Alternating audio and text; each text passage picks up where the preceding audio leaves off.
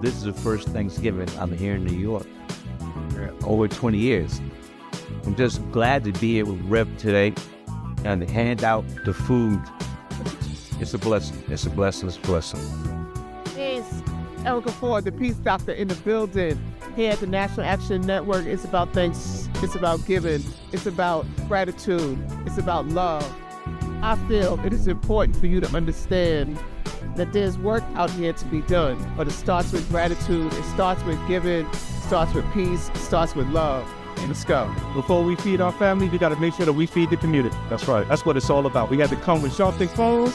You come and you make sure you show up, serve the community. That's what it's all about.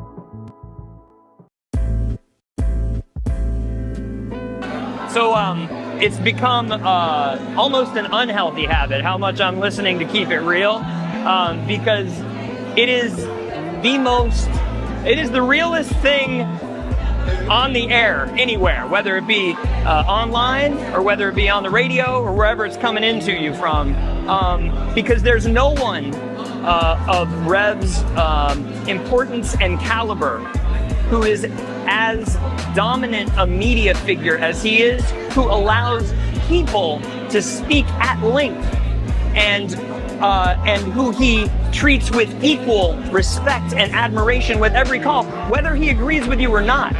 And I'm not gonna throw shade at anybody, but there are a lot of people with big platforms like the Rev has who are afraid to talk to the people and who are afraid that the people will keep it real with them. And he never shies away from anything any of us want to talk to him about. And he doesn't shut you up. It's not a soundbite, it's a conversation. So I would like people in media to learn from this man who is carrying MLK's torch. Don't be afraid of people. Listen to them, respect them, and stand in God and stand in truth. Thank you, Nan. Thank you, Rev. Thank you, everybody who puts this together and sends it out across the world, because we need much more of it. Bless you.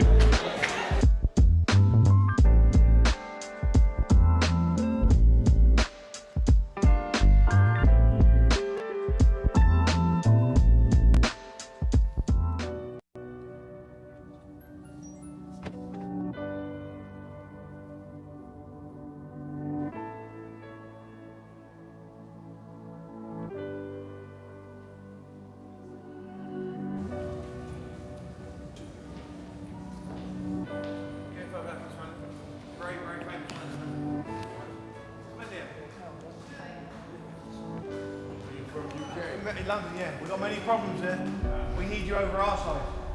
Yeah, you're invited anytime, please. Whenever you want to come.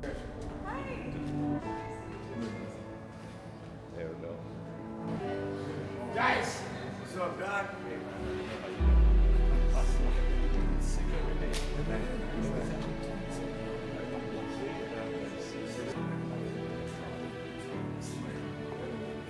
So we are in not a political dilemma, we are in a moral dilemma. And if the black church does not come with a prophetic voice, then who's going to do it? We can go through all the data, all the statistics, all we're going through in the workshops, but the question is, where is the action going to be? We all believe in Jesus. Jesus didn't teach theology, he healed people. And they learned the nature of the theology based on his healing. We've got to heal this nation. And if we heal this nation, the nation will return to our churches. But we've become silent and compromised. And we try to blame it on, I'm not in this. You are in this. You live it, your members live it. Unemployment now is higher now than it's been since the pandemic. Yet we survive. Yes, sir. There's no history in the world of any people that went through the kind of psychological, cultural, and physical slavery like blacks did in America. The only reason we're still here is because of our faith. We had no external strength. We had an internal strength. And it was the God that we were taught by our mamas and grandmamas that brought us through. And I don't care who's sitting in the White House, we cannot betray the God that brought us through.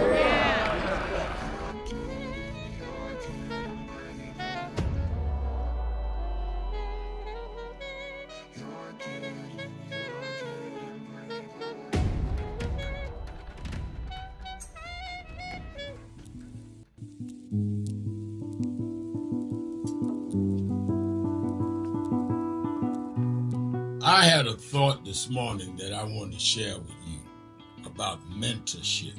I am able to do a lot of what I do because I had great mentors, but there are correct ways and incorrect ways to mentor people, in my opinion. I was mentored as a boy preacher by Bishop F.D. Washington, one of the great Pentecostal preachers of his time. Then Reverend William Jones, who became my pastor after Bishop Washington died, who was unquestionably in the top 5 black church ministers, theologians. Reverend Jesse Jackson, who I started my activism under his leadership, he and Reverend Jones. And I learned politics directly as a youth director from Shirley Chisholm. So even though I didn't finish college, I had the most unique education in the world from being exposed to giants.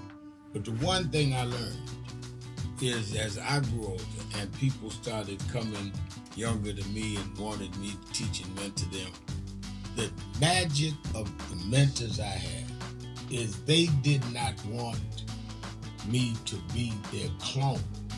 They wanted me to learn things from them and use my own gifts and talents in my own unique way and let me do things on my own, because they knew that if I flopped in some things, it would teach me for the other things. They'll come and help me once I was down, but they were not going to have me avoid being down.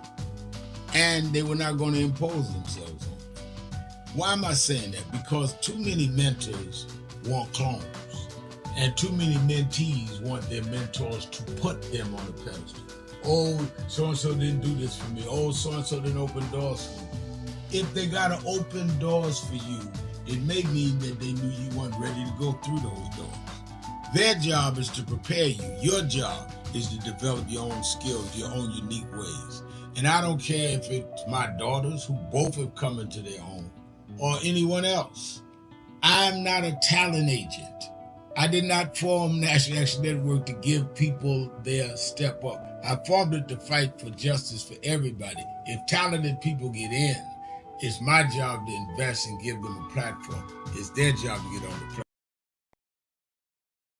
Week of National Action Network Live. And in the words of our great late attorney Michael Hardy, when you hear the cry, no justice, no peace, you know you are where the action is. My name is Nancy Darlene Crawford, and I'm your host for this morning's broadcast. Today, we will hear reports on what NAN is doing across the country and are joined by various leaders of our community and in the nation, getting and bringing to you how you can get involved with National Action Network now.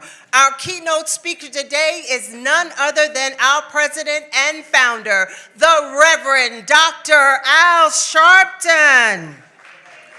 We welcome all of you who have joined us here at the this auditorium located at 106 West 145th Street and the corner of Lenox Avenue in the village of Harlem. Welcome to those also watching us via live stream and on our website at www.nationalactionnetwork.net.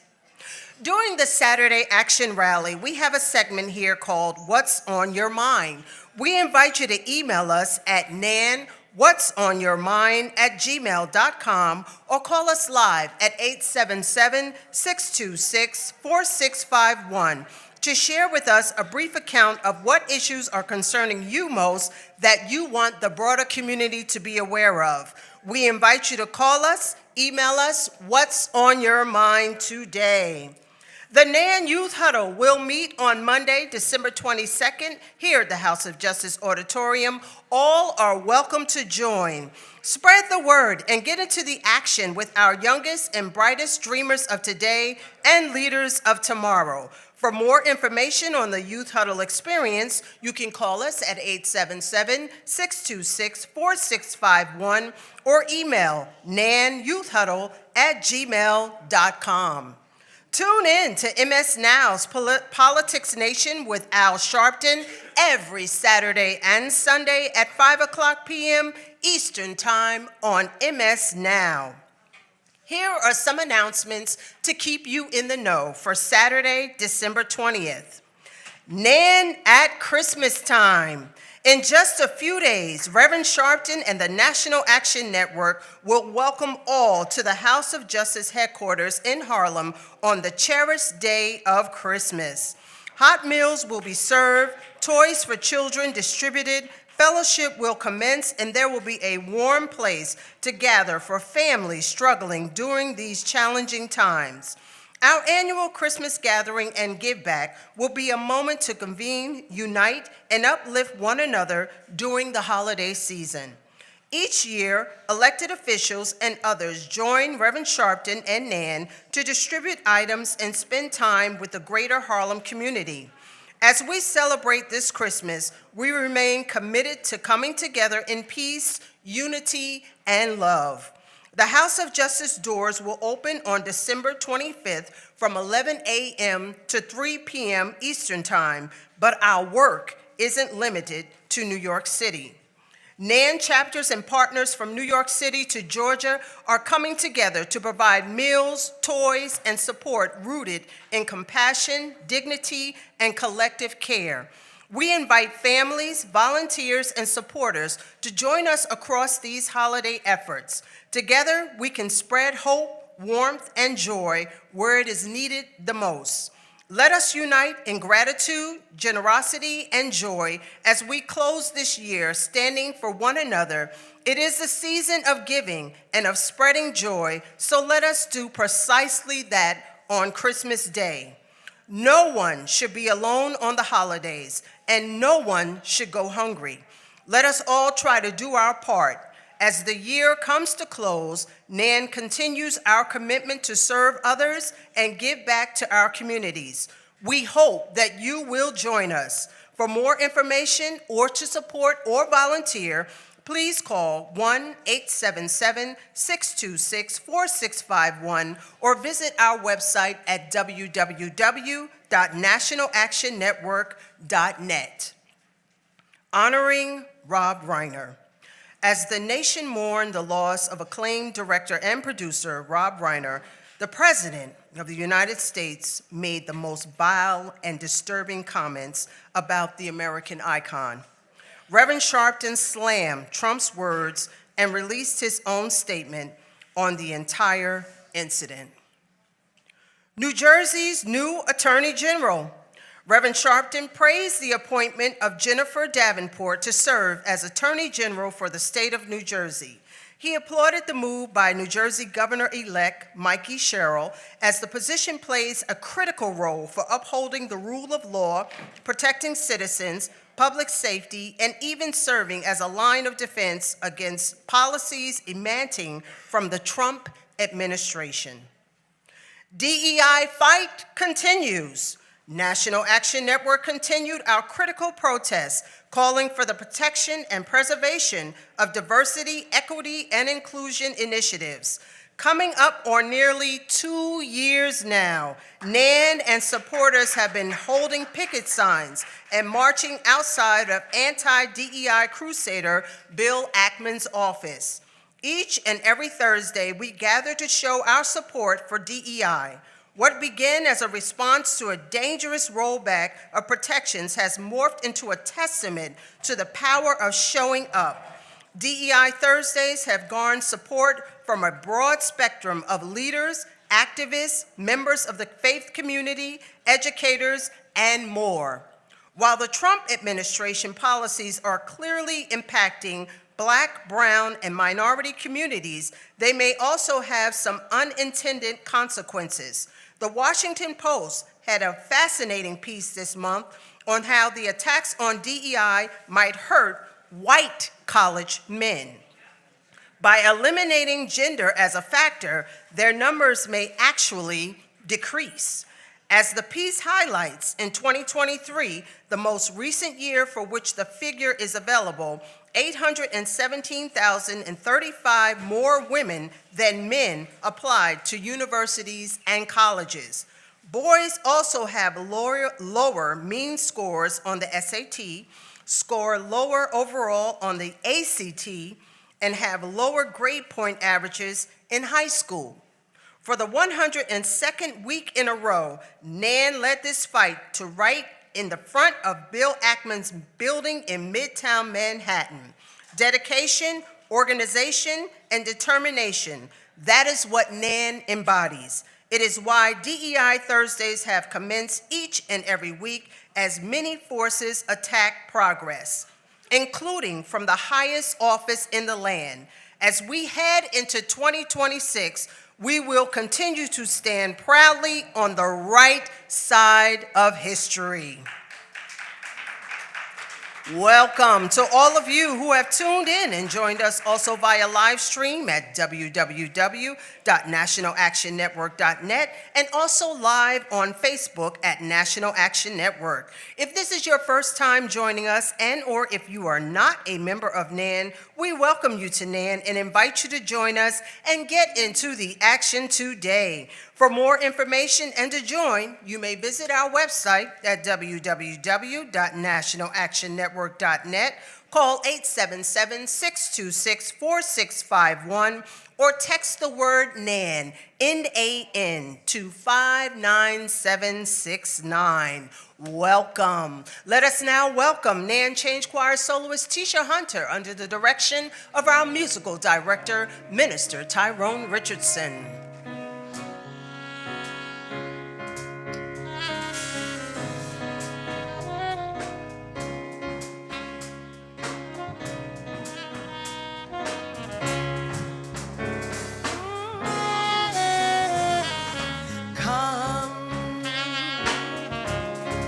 Come, let us adore him, kneel down before him, worship and adore him. Oh,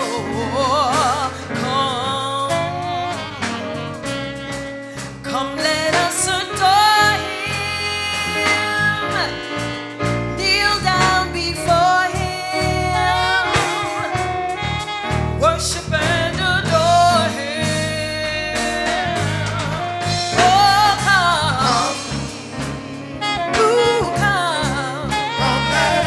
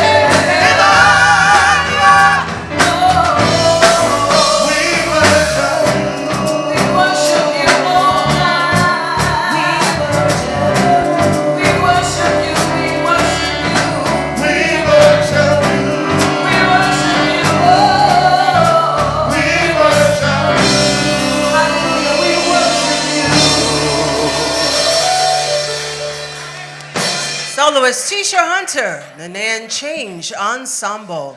Well, it is Saturday, and we have a line formed here, the House of Justice Auditorium. Reverend Stephen Marshall, our president and founder, would like to know what's on your mind. Well, good morning, National Action Network. I said, good morning, National Action Network. Our sister Tisha Hunter reminded us that Emmanuel means God is with us. And no matter what we're going through, we must understand and remember that Emmanuel, God is with us. Please step up, tell us your name, what's on your mind. Good morning, Minister Marshall. And good morning, Nan family. My name is Rodney from Queens, New York. What's on my mind is supporting black business owners during the holiday season. Actively Black, a black-owned brand committed to premium quality products that celebrate black culture while uplifting and giving back to the black community. All people, no matter race or ethnicity, are welcome to buy and wear Actively Black. Being pro-black does not mean we are anti-anybody else. If you love and support black people and black culture and you want to help uplift the black community, Actively Black is for you. Second one is the Black Art Depot, which was founded in 2004 in Atlanta, Georgia, by Connie Saburi Ayubo. Our goal is to be the #1 supplier of African-American arts, gifts, collectibles, and African decor in the world. We believe that our products can be used as a tool to turn houses into homes, to motivate and inspire lost souls, and to bring happiness into the hearts of others. When you shop with the Black Art Depot, you are purchasing from a company that not only sells arts, gifts, and collectibles, but also values and appreciates all that they represent and understands that the ways these items can be used to improve the life of our customers. As a proud 100% minority-owned and operated business, we believe in giving back to the community and our community and staff financially, support, and are active in a variety of community-focused organizations and initiatives. Please feel confident that when you shop the Black Art Depot, you are purchasing from a high-integrity organization that views our customers as extended family, believes in exceeding the expectation of our customers, and strive to ensure that our customers receive the highest level of service at all times. We are active in the Georgia Black Chamber of Commerce, Greater Durham Black Chamber of Commerce, and the Better Business Bureau of Atlanta, Georgia. Let us help you turn your house into a home today. The Black Art Depot, turning houses into homes since 2004. Support black business owners during the holiday season. No justice, no peace. Thank you. Please step up, tell us your name, where you're from, and what's on your mind. Good morning, Nan. Giving honor to God who's the head of my life, to Reverend Sharpton and everyone in their respectable places. For this is the day that the Lord has made, and I will rejoice and be glad in it. I thank God for the song that went forth this morning, because earlier when I was outside waiting for Nan to open, I was out singing that same exact song. So I thank God. Emmanuel, God is with us. I wanted to just remind our audience on today, those that do not know God, I say it every time I come up, I have to be obedient to what God has called me to do. So I wanted to encourage you with a few scriptures on this morning, those that are listening. Acts 3:23 says, for all have sinned and come short of the glory of God. Acts 2:38 reminds us, after the first Pentecost, Peter tells the crowd to repent and to be baptized, every one of you, in the name of Jesus Christ, for the remission of your sin or forgiveness of your sins. And he promised, and you shall receive the gift of the Holy Ghost. Amen. We stay away from these type of messages because it's uncomfortable and it's not popular. But we have to do what God has called us to do. We're not here to please people. We're here to please God, because that's who we have to answer to. And Mark 16 also reminds us that Jesus commanded the followers to go into all the world and to compel them, amen, to know who he is. So I'm just here to remind everyone, if you don't know Jesus today, today is the best day of your life, the beginning of your life. You can start a new life by knowing who Jesus is, because he died so that you may live and have life and have it more abundantly. Jesus is compassionate, he's loving, he's kind, he's tender, he's just I can't even explain and describe all that he is to me. Only thing I can tell you, you have to experience him for yourself. There's nobody that can make you feel the way God does. He does not convict you when you fall short. He does accept you and forgives you. He doesn't remember your past like people that are sitting near you that don't forget when you was. God doesn't remember who you was. When you're a new creature in Christ, old things have passed away, and behold, all things have become new. So in conclusion,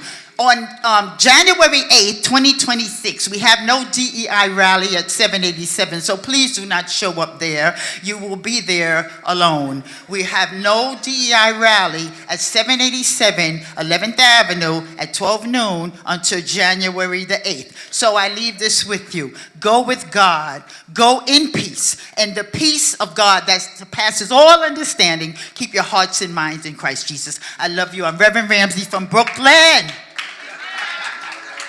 All right. She sounds like she know him. All right. Please tell us your name, where you're from, and what's on your mind. Ernest Waters from the Bronx, and this is about change. We could change ourselves. We can't change nobody else. And every day that we look in the mirror, we can see what we do and how much change we need. All right. Change starts with you. See yourself in a different light. Head in the direction of all that is right. Only you can change yourself. It's deep within yourself and no one else. Let your light so shine before men that they may see the good works in you. You can make a difference in what you do. Change starts with you. Someone is watching you in every way, every single day. They will see your change and know there is a better way. Change your life by what they see. Let them see your good quality. Change what you see and see your change. Look at yourself now. Excellent remains. Respect your elderly people and disabled people who made the change too. And people will always grow up and imitate you. Don't let things remain. Make the change. Change starts with you. All right. About to drop the mic for you. We appreciate that. Please step up, tell us your name and what's on your mind. Good morning, Nan. My name is Ken. I'm from Harlem. And first of all, I'd like to thank Reverend Sharpton for giving us this platform to give our opinions. But let me say, first of all, in the Oval Office, we have a fool. And he's not only a fool, but he's an old fool. And I took the liberty of looking up the definition, the biblical definition of what a fool is. And it says that a fool is someone that's unintelligent, but describes a person who rejects God, despises wisdom, and lives as if God does not exist, leading to moral corruption, self-destruction, and sin. That's just a little bit of it. But the other day, I heard the fool say that the Jewish people are special. Yes, they are. But in the sight of God, everybody is special. Even our young brothers and sisters in our community that is killed by senseless gun violence, suicide, neglect, or other circumstances, or our senior citizens that are being neglected and taken advantage of. But Jesus demonstrated that everyone is special. And he demonstrated this when he fed the people with 5 loaves and 2 fish. That was his snap. He healed the blind, the lame, afflicted, cured leprosy, cast out demons. That was his Medicaid and Medicare. But most of all, God demonstrated his love for us when he sent his one and only begotten Son. So I say, trust in God with all your heart. With God, all things are possible. And a quote from one of our leading civil rights persons, Keep hope alive and keep dreaming. No justice, no peace. Please step up, tell us your name and what's on your mind. Greetings, I'm Dawn L. Jones, and I'm currently residing here in the village of Harlem. The National Action Network New York City chapter will hold a call meeting this afternoon, immediately following the rally to prepare for our end of the year Kwanzaa celebration. We're calling you to celebrate Kwanzaa 2025 with the National Action Network New York City chapter, political action, and housing committees. We'll be celebrating Kuchajak Aliyah, self-determination, right here at the House of Justice, 106 West 145th Street, in the village of Harlem.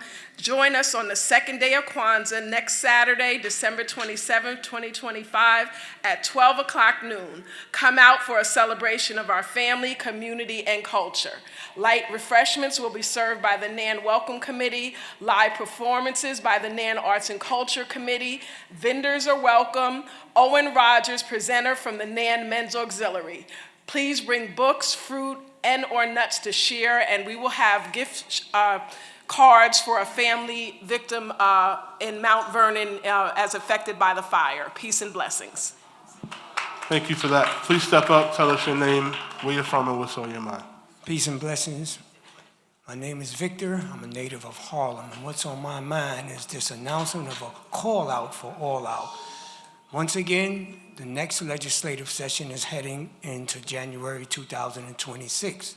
And to that end, the Second Chance Committee will be sponsoring another bus going to Albany Wednesday, January the 31st, leaving here from the House of Justice at 7 a.m. If you're interested in going, I'm going to say this, I'm going to say it twice. You must have a working phone number as well as a working email for purposes of communication and updates. Once again, January 21st, Second Chance is sponsoring a bus to Albany to advocate for the passage of two bills, parole and elderly parole, which Second Chance has been engaged in a 12-year advocacy campaign to get these bills passed. Hopefully this upcoming year will happen. Sign up on the side of the desk, and there are flyers that will be available after the rally. Victor, you said the 21st or the 31st? 21st, January 21st. Let's give it up for the Second Chance Committee. Please step up, tell us your name and what's on your mind. Good day, everybody, and God bless everybody. My name is Sister Raven Word. I'm from Heaven, born in Harlem. I'm 74 years old and new. I'm a National Action Network lifetime member, and I'm a Jesus Christian. Obviously, Christ Jesus shows us that we need wisdom.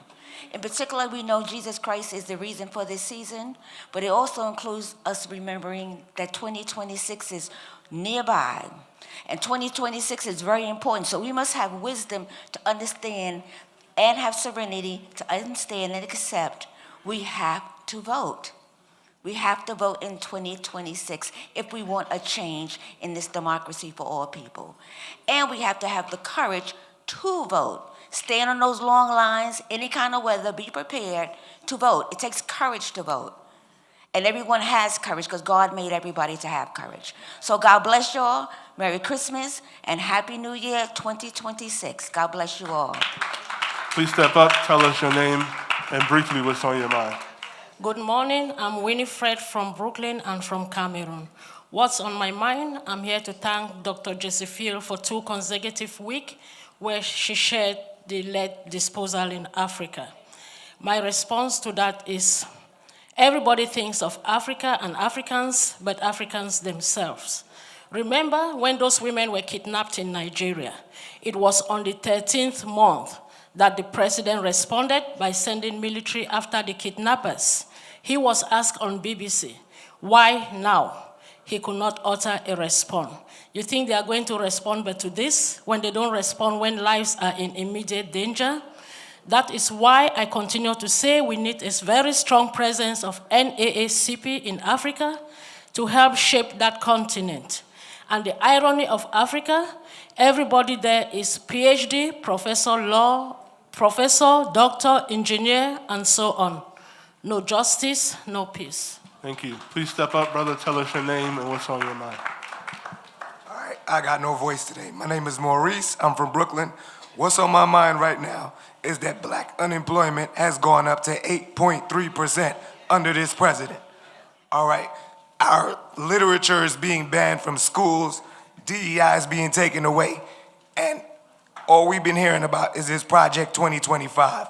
Well, I'm gonna tell you guys that no matter how hard they try to push us back, we're not going back. And it's time to start working on Project 2026, all right?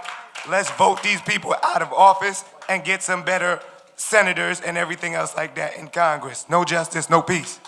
Thank you.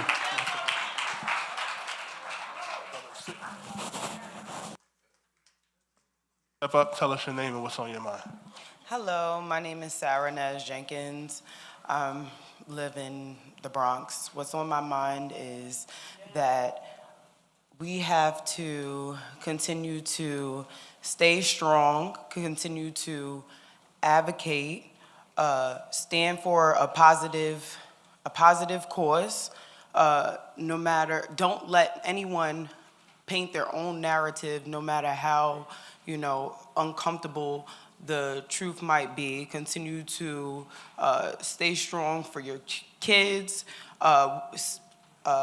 do community work, work within yourself, and continue to do that internal work.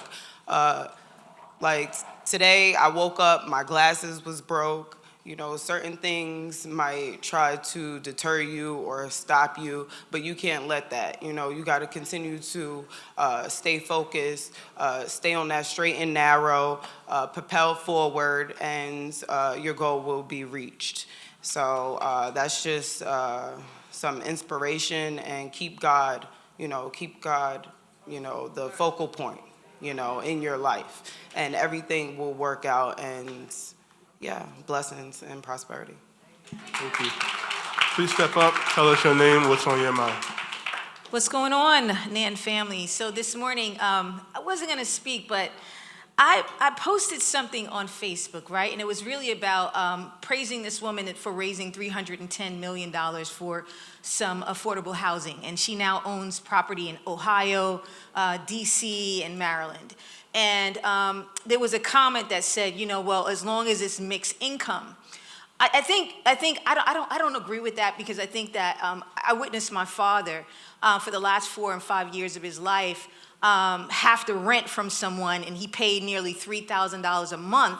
And even though he paid nearly $3,000 a month, he didn't get that, he didn't get things taken care of in that building. They didn't take care of, the landlord didn't take care of things. There was always complaints. It was rat and roach infested. And when he walked into that building or the apartment when it was first there, it was beautiful. But there was just so much patchwork. And I think it's not, the onus is not just on the tenants, it's also on the landlord and the supers to keep up that building. And so when he said, no, mixed income, and that mixed income is that thing that's going to determine whether or not a building is going to be ghetto or not, because what he said is like it has to be, in order for it to work, it's got to be mixed income, or else it's going to be ghetto. And I challenge that. And so what my point is this: I think we need to have some real conversations around housing. Mamdani, our Mayor-elect Mamdani, is coming in and talking about affordable housing and what he wants to do. Nan needs to. Many of these organizations need to have real conversations about housing, and also address many concerns that tenants and people have around this issue. So that was on my mind, and weigh in. And what's her name is Sandra. Put that together. We need to talk about housing. Thank you. Thank you. Can we give a hand to all of the contributors today? And this concludes another week's segment of What's on Your Mind. We thank all of you that contributed. We want to encourage all of you that couldn't make the list or the line this week to send your requests. Call us at 877-626-4651. Thank you. Back to you, Nancy Darling. Thank you. Thank you, Reverend Marshall, and to all that contributed to today's What's on Your Mind. Our members are hard working on the ground to raise the issues and making change into a reality in this country. To hear more about what our committees are doing, we take you in the House this week with Dr. Canton, who is the corresponding secretary for the Women's Auxiliary of the New York City chapter of NAN. Let us welcome her at this time. Good morning, NAN. God bless each of you. The women of NAN are in the house and on the move. The Women Auxiliary here at the House of Justice has stood as a vital support system and a powerful beacon of sisterhood for women committed to making a difference in the fight for justice. Rooted in purpose and driven by action, we have consistently showed up for our community, uplifting women, supporting families, and advancing the work of the movement. From our annual fundraisers that sustain and strengthen the work of National Action Network to our outstanding community service efforts, most notably our annual holiday basket giveaway to families in need in New York City. The Women's Auxiliary remains deeply engaged in meeting immediate and long-term needs in our community while using our voice for change. Our work is both service-driven and justice-centered. We hope our community forums, which help to speak on critical issues that impact family, neighborhood, healthcare, family preservation, mental health, and financial empowerment. We also take pride in celebrating our annual Women of Excellence and Men of Vision ceremony. This coming year will be the 28th year that we have recognized community leaders and agents of change here. Education also remains at the center and cornerstone of our mission through our Kathy Jordan Sharpton Scholarship Fund, which provides scholarships for youth affirming our willingness to commit to future leaders and to invest in generations to come. We here at the Women's Auxiliary and National Action Network here in the New York chapter is vital, active, and a part of the movement changing the world for the better. Under the leadership of Reverend Dr. Al Sharpton, we are honored and grateful to be a part of this community, making a change. We invite you to join us and support us. We meet each first Saturday of the month immediately after the Saturday rally. For more information, you can join us by calling 877-626-4651. No justice, no peace. Thank you, Dr. Canton, for that important information about the Women's Auxiliary, one of the top auxiliaries. Let me be biased, I know, because I'm vice president, so let me be biased. One of the top auxiliaries within the New York City chapter, yeah. I think we are the top, but again, I have to be biased. Let us welcome the NAN Change Ensemble.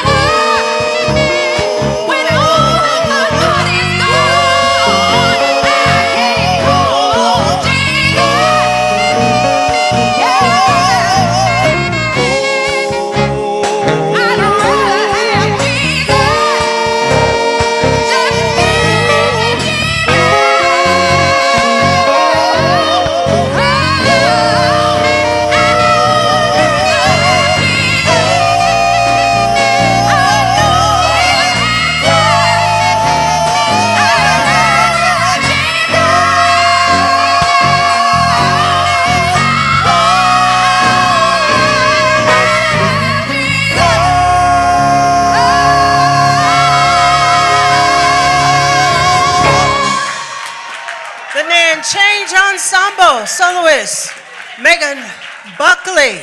I'd rather have Jesus than silver and gold. Oh yes, oh yes.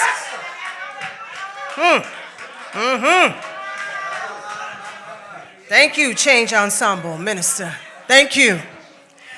Every Saturday, we have an inspirational word coming from one of our leading pastors from across the country. Please welcome to bring an inspirational word to us this morning, Reverend Dr. Willie F. Singletary, Associate Pastor of the Church of Christian Compassion in Philadelphia, Pennsylvania. Let us greet him with a warm National Action Network welcome. And the people of God said, amen. Is there any believers in the house today? I said, come on, this is the day that the Lord has made, and we shall rejoice and be glad. I wish I had about 5 of you who would just give God some praise, because he's worthy to be praised. We want to give honor to God, who's first in my life, to the Reverend Dr. Al Sharpton, the president and the founder of NAN, and Dr. Franklin Richardson, the chairman of the board. But if you have your Bibles, go with me to the book of Luke, chapter 22, verse 32. And it reads, "But I have prayed for thee, that thy faith fail not. And when thou art converted, strengthen thy brethren. Lord, have mercy." I want to talk for a few moments on the thought, they tried to break my faith. By the time of our text, Jesus is not speaking from a place of comfort. He's speaking from the edge of crisis. The empire is tightening its grip. Religious leaders are aligning with political power. Surveillance is everywhere. Fear is contagious, and betrayal is no longer theoretical, it's personal. It is in that moment that Jesus looks at Simon Peter and says, "I have prayed for you that your faith fail not." Notice what he does not say. He does not say, "I prayed that you wouldn't be arrested." He doesn't say, "I prayed that you wouldn't be denied." He does not say, "I pray that the systems would suddenly become just." He says, "I pray that your faith would not fail." Because Jesus understands that something we are still wrestling with today. Systems can fail you. Institutions can betray you. Movements can fracture. But if your faith collapses, everything will collapse. The text speaks directly to those who are still standing after being targeted, dismissed, silenced, and pushed to the margins. It speaks to the communities that have been over-policed and under-protected. It speaks to leaders who try to do the right thing and pay the price for it. It speaks to people who keep showing up to democracy that doesn't always show up to them. Jesus is saying, Peter, they will shake you, but they won't break you. They will challenge your credibility, but not your calling. You will fall, but you will not fail. And when he says something else that's revolutionary in the text, he says, when you are converted, strengthen your brethren. In other words, your survival is not just for you, it's for the people connected to you. Oh, I wish I had a witness there. Your testimony becomes your tool of liberation. Your resilience becomes resistance, and your faith becomes an act of justice. And if we're going to be effective in this hour, then we must be clear about one thing. This is the season. This is not the season for silence. This is not the time for division. If we're going to be effective, we must speak truth to power, even when power doesn't want to hear it. Even when truth is inconvenient, even when truth makes folks uncomfortable, Jesus said, strengthen your brother. Not isolate him, not abandon her, not compete with him, but strengthen. And I want to suggest today that this is not the time for black and brown people to be divided. We don't have the luxury of infighting while systems are tightened around our necks. We don't have the privilege of fragmentations while families are fighting just to survive. We find ourselves at a critical juncture. The echoes of George Floyd's cry for breath still hangs in our ear. They remind us that our pain was televised. Our grief was global. And And yet lives still feel disposable to too many systems sworn to protect us. Despite marches, despite movements, despite national reckoning, black men and women continue to face disproportionate violence. Our justice system still often protects power instead of people, delivers procedures instead of fairness, asks our community to wait while wounds remain open. At the same time, economic inequality keeps pressing down. Unemployment hits us first and hardest. Wages lag behind the cost of living, and opportunity remains unequal. The wealth gap is not accidental, it's inherent justice. It is redlining, it's predatory lending, it's underfunded schools, over police neighborhoods.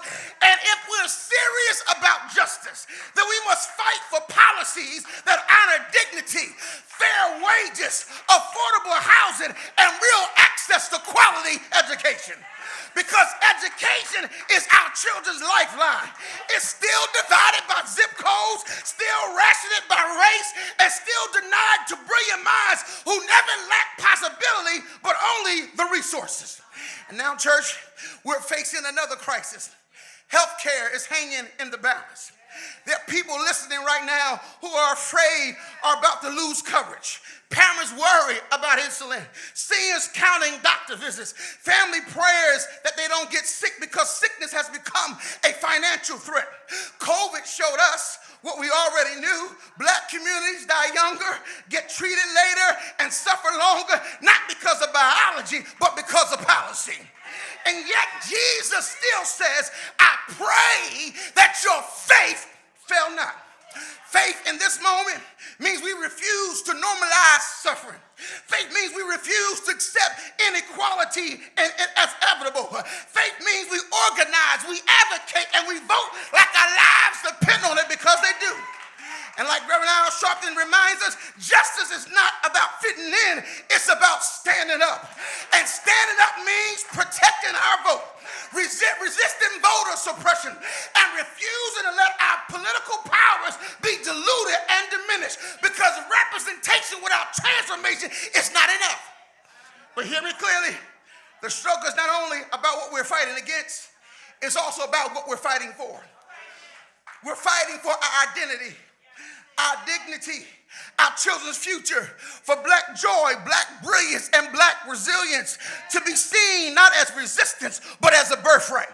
So when Jesus says, strengthen your brother, he's calling us to unity in face of injustice, to solidarity over separation, to love that looks like action. If God kept you, it's because somebody needs your strength.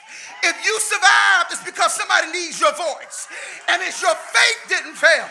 It's because faith was never meant to be private. Church, this is a moment not to divide, but to rise together.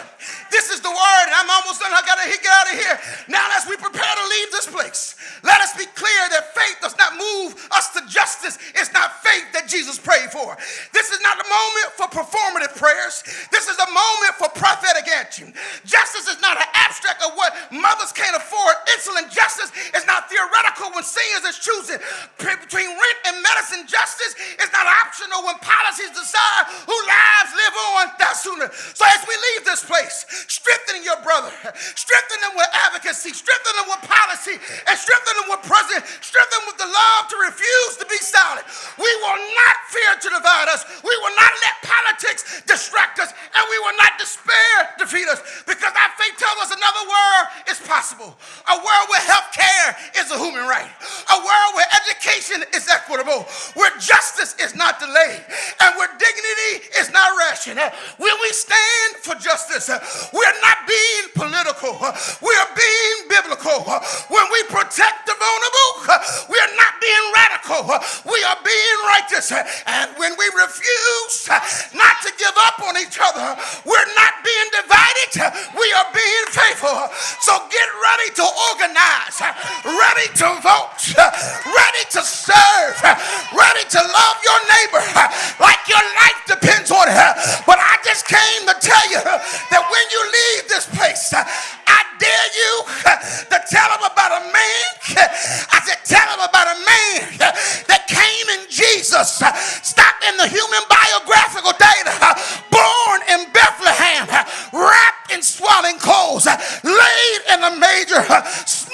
in Africa, haunted by Herod, reared in Nazareth, baptized in the Jordan, tempted in the wilderness. He came out preaching. He healed the sick and he raised the dead. He fed the hungry. He challenged the critics. He cleansed the leper. But one Friday, can I go there? I said one Friday on a hill called Calvary, they hung him high, they stretched him wide, and they dropped him low, and he died. I said he died, but I'm so glad that early, I said early, Sunday morning, he got up with all power. Say yes! Say yes!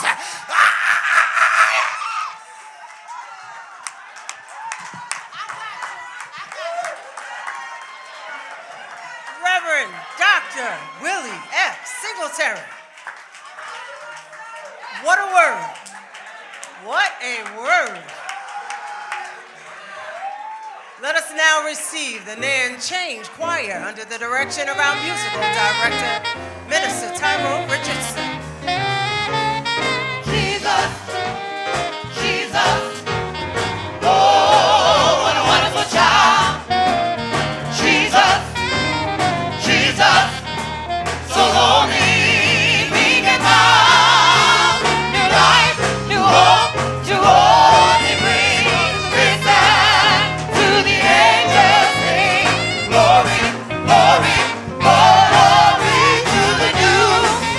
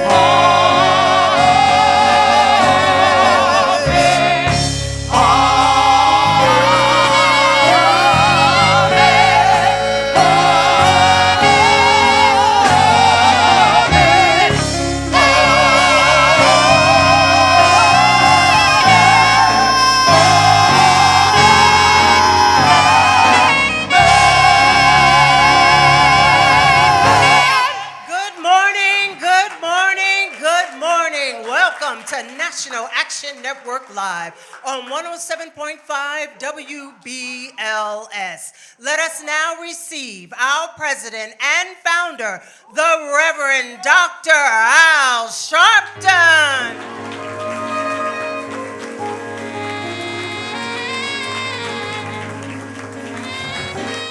No justice. No justice. No justice. No justice. What do we want? What do we want? What do we want? When do we want it? When do we want it? When do we want it? When do we want it? Shake hands with the person next to you. Tell them you love them. Never give up and never give in. A change will come. Keep faith down within. Troubles and trials won't last always. God on our side, nothing but God. Not to hold on, be strong. A better day is coming and it won't be too long. Yeah, change will come. Change will come. Change will come. Starting with you. Your change will come. Your change will come. Starting with you. Your change will come. Your change will come. Never give up and never give in. A change will come. Keep faith down within. Troubles and trials won't last always. With God on our side, nothing but God. Nothing to hold on, be strong. A better day is coming and it won't be too long. Yeah, change will come. Change will come. Change will come. Your change will come. Your change is gonna come. Your change will come. Your change is gonna come. Your change will come. Your change is gonna come. Change will come. Change will come. Change will come. As we enter this season, whether they have the dates right, the story's right. And that is that when God chose to send his son, he didn't send him to a penthouse, didn't send him to a family of wealth and refined. He sent him to a woman that was meager, didn't even really have enough health insurance because she had to have him in a barn because they'd come to Bethlehem to pay their tax. And maybe God was trying to tell us that I take those that are at the lowest and raise them to the highest. So if you just stuck on those that sit high and look low, this ain't your holiday. If you stuck on those that got all the credentials and the wealth and power, this is not your holiday. If you are just one that's looking for to get ahead by any means necessary with no ethics and no values, this is not your holiday. But for those of us that believe in a boy that mother and daddy had to bring them that were basically trying to find a way to make a way, then had to escape to Egypt to save his life from genocide. Those that believe in that story, this is our holiday. That's why your change will come. Your change will come. Will come. Your change is gonna come. I know it will. Your change will come. Will come. Your change is gonna come. Change will come. Change will come. Change will come. Christmas was always special in our house growing up. When I was growing up in Hollis, after living in being born in Brooklyn and lived in Hollis, and Daddy had built bought a nice corner house. It was always a joyous thing for Christmas. But when one day Daddy left, and Mama couldn't keep the house, they cut the lights and gas off. And the Christmas tree couldn't light up. We had no electricity. Finally moved to Brooklyn, first to Albany Projects, then to Brownsville. But somehow Mama never, ever had a Christmas that we didn't have gifts in a tree. Never figured out how on her welfare check and her domestic work, she was able to give us the same Christmas, my sister and I, that we had in Hollis. But if you believe, he'll make a way out of nowhere. And now that little boy that Mama had to scrimp to get little things together for can give out hundreds of gifts this Christmas to other children that may not have a way. If you keep the faith and stay on the path, your change will come. Your change will come. Your change will come. I know it will. Your change will come. Your change. Change will. Change will come. Change will come. Change will come. Oh, your change will come. Your change.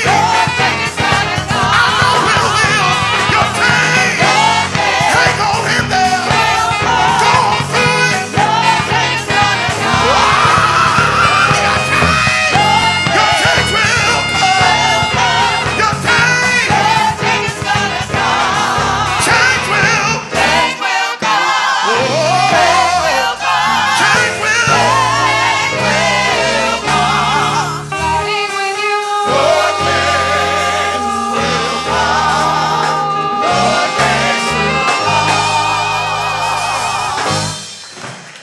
National Action Network Change Choir. Give them a big hand.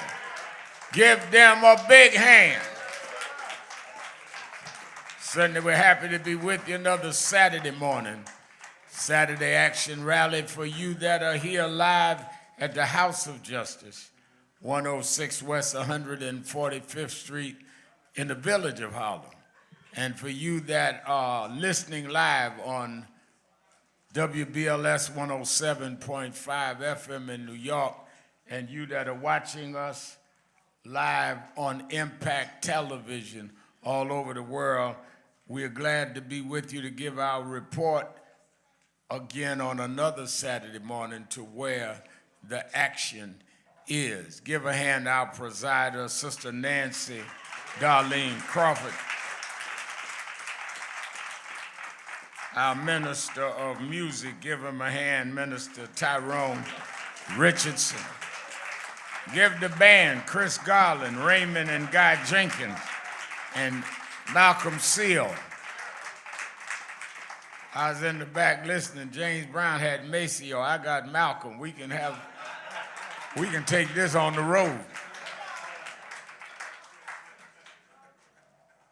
Reverend Cassius Rudolph, who's heading our tour, special assistant to me now, said to me, "Who is on that saxophone?" And he was doing the boogie woogie out there. I said, "You losing your holy, holy."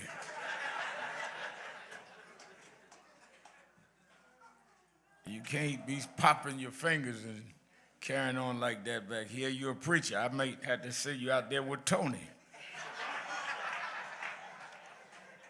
Also, I want to thank I enjoyed the Women's Auxiliary Report, Dr. Canton.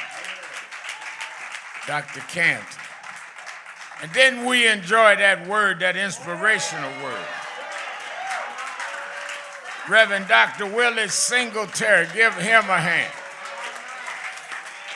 All right, he gave us a word. This is a holiday season, and we needed a word, and he gave it to us because and I'm going to get into that in a minute, because of the nature of the system and culture we live in. we lose sight of what holidays are for.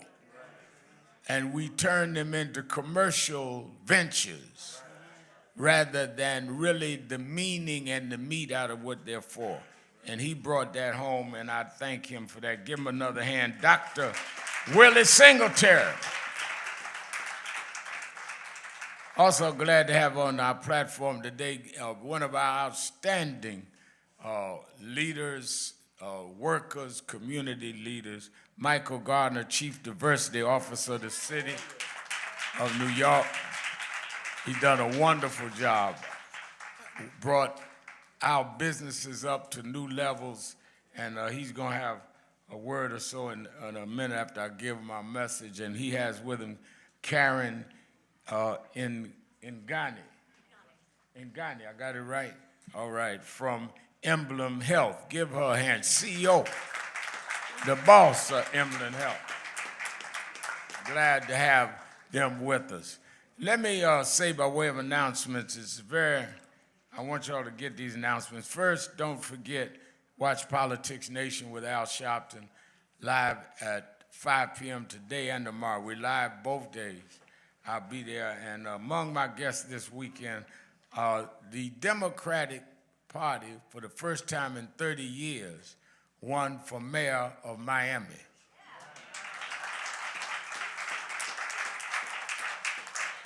And I'm going to have her on, the new mayor of Miami, Florida. Eileen Higgins will be one of my guests. I'm going to have Congresswoman Ayanna, who is one of the great, you know her. She's one of our great congresswomen, and Ayanna Presley is going to be on this weekend. We're going to have Congressman Ammo to give us what's going on with foreign affairs. A lot of people this weekend that I want you to make sure you don't miss. So watch Politics Nation at 5 p.m. Eastern Time. I keep telling folk, guy called me on my radio show and said, Rev. Al, I turned on the TV at 5 and you wasn't there. I said, where'd you turn on? He told me. I said, then you there in Chicago and turn it on? I said, you're at Central Time. So you need to watch me at 4 o'clock. That's why I'm saying the folk watch us around Impact is 5 p.m. Eastern Time. It's not nothing wrong with me. It's something wrong with you understanding wherever you are. Secondly, I want to emphasize Christmas to us in Nan is not a day off. It's a day on. I resent people that would come to my house or wherever I'm going to celebrate my birthday, looking for what I'm going to give them. Hello? You imagine you have a birthday party and somebody ring your bell and say, okay, now what do I get? You expect that on your birthday that people will bring you a gift. So if you really believe this is Jesus' birthday, whether the date is right or not, and we can certainly argue that, then why are you looking under a tree for your gift rather than you looking for ways to be a gift to others? But we live in a culture that has become so perverted in values and driven by just materialism, that we will take the birth of a child born to a virgin that we believe, that had to be born in the shackles of a ghetto, Bethlehem, that were paying taxes to the Roman Empire. And we will turn that into a way of buying some designer clothes that you can't afford. And that other folks go and have a holiday on your ignorance after you done went shopping. That's why on Christmas Day we are here all day feeding the homeless, feeding seniors, and some of us that just don't have relatives in New York, eating and enjoying each other. because it's not about a gift. Now, we're going to give toys to the kids because some of the kids need that, and I had that growing up. But I want them to first understand the holiday, the meaning, the reason for the season. And so I want everybody that can to be here with us. We're going to start 11 o'clock, and we're going to start serving, and we're going to be here all day and sing Christmas songs. You that can only stay an hour or two, you may have your family coming to the house. You can come and serve and go back, or you can come and be a part of us and go back and take care. A lot of people come and say, I'll be there 11 to 12. I got to go home. My folks is coming. But be part of Christmas right here at the House of Justice, 145th Street and Lenox Avenue in Harlem. And we're here. I'm here all day Christmas, wanting to be with you. It's important how you spend your days. Let me tell you something. Your children will remember how you spent holidays. I remember when I was very young, we drive down to Alabama to see my grandmama. I go into Brooklyn. The first experience I had is that we drive, Daddy had a Cadillac. We drive down to Eufaula, Alabama, see my grandmother, then drive over to Wabassa, Florida to see my other grandmother. And those were joyous times because this was family time, which is why we always tried, even when our families broke up, and a lot of us come from broken families, that we find a way to create a community family. And one of the things that we have missed in our new era of doing things is so many of us have lost our bounding and binding together family. One of the reasons that there's a lot of concerns around psychologists about social media is it makes everything less relational with others. You live right there in the house and don't know what somebody doing in the next room because your kid's head is in some social media. And you almost got to find a way to get on TikTok to get their attention.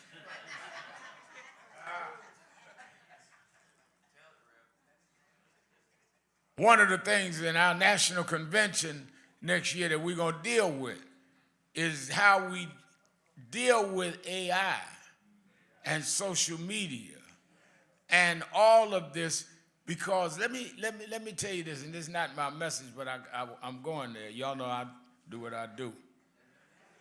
Is that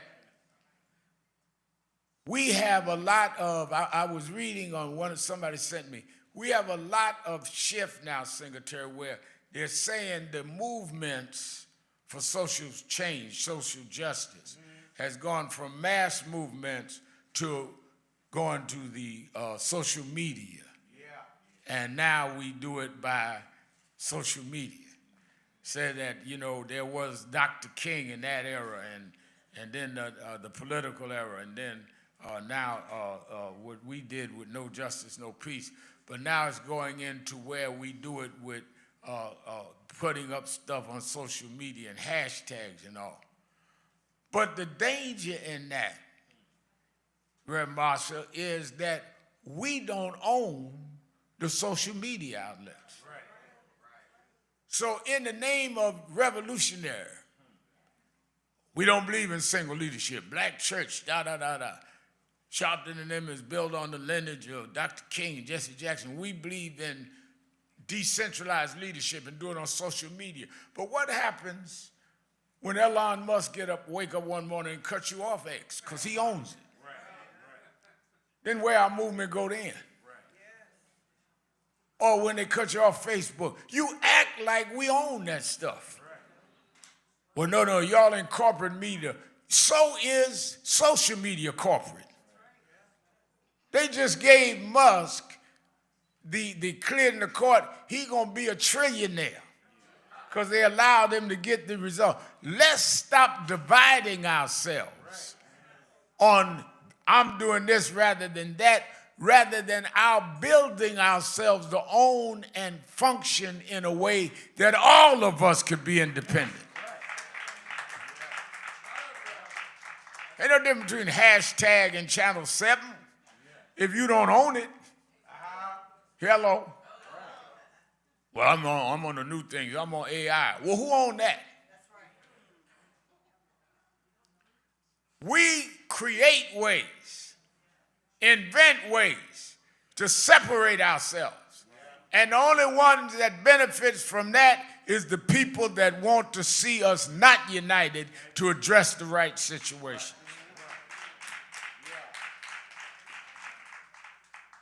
Let me, and I'm going to get into that in a minute, but let me say something. And Reverend Singletary touched on this. To me, the issues that we're facing are not political issues, but moral issues. I keynoted the Conference of National Black Churches, where they come together every year. Every denomination, Bishop Sheard was there, Church of God in Christ, presiding bishop. He was there, the bishop of the AME Church, AME Zion Church. All the denominations come, chaired by our chairman, Reverend Dr. W. Franklin Richardson, who will also be on Politics Nation tonight. And one of the things I was saying to them is this is not a debate against Republican or Democrat. This is about right and wrong. For you to be sitting in a nation that the Congress would sit there and allow the Affordable Care Act to expire just because you have a president that does not want anything that is named even in jest after Obama. 23 million people will lose their health insurance or the premiums will be so high they can't maintain it. Why would you sit there and allow people's health and possibly deaths come about because you want to play politics? And those of us that's supposed to be in the moral standing of our community, preachers, imams, rabbis, whoever you are, how can you be silent when there are this is the threat to the people that support you? Why is somebody paying tithes in your church and you got laryngitis about their health care?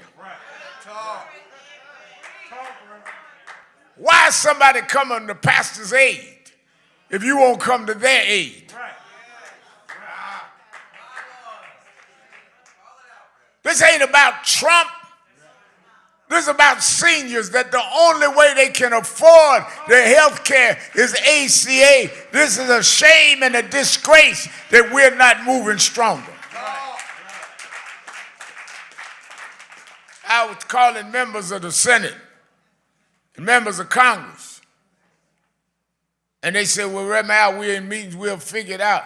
Figure it out? We didn't send you down there to figure it out. We figured that out to send you down there.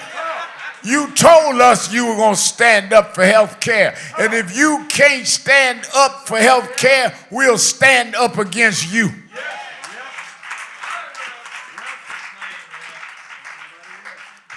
I mean, this is absolutely immoral and wicked.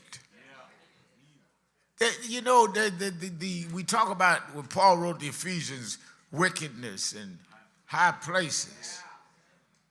Just this last week, that when you see a president that he's so obsessed with everything is Biden's fault.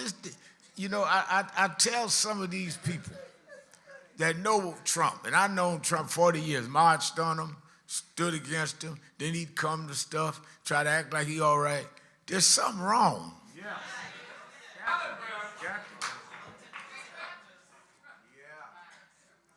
You're dealing with a insecurity that come from somewhere. I don't know, maybe they didn't hug him enough when he was a kid. Because every building he tried to build or have in New York, he had to put his name all over it. Now he went and put his name on the Kennedy Center. I mean, there's something not well about this. Why would you put your name on a building that is celebrated for the arts? The Trump Kennedy Center. We don't know nothing about you in the arts.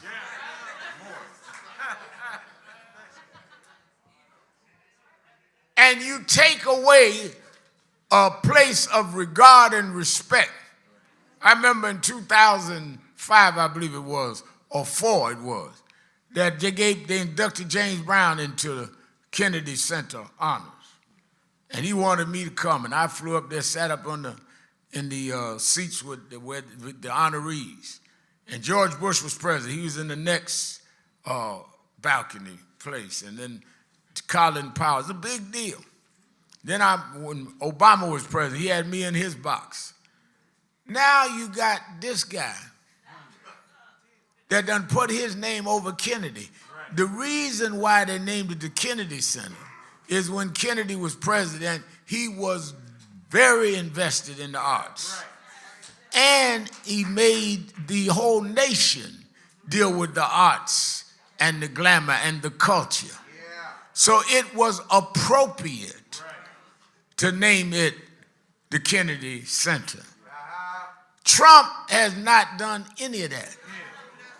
Trump is going to have on his big day some wrestlers, some UFO wrestlers.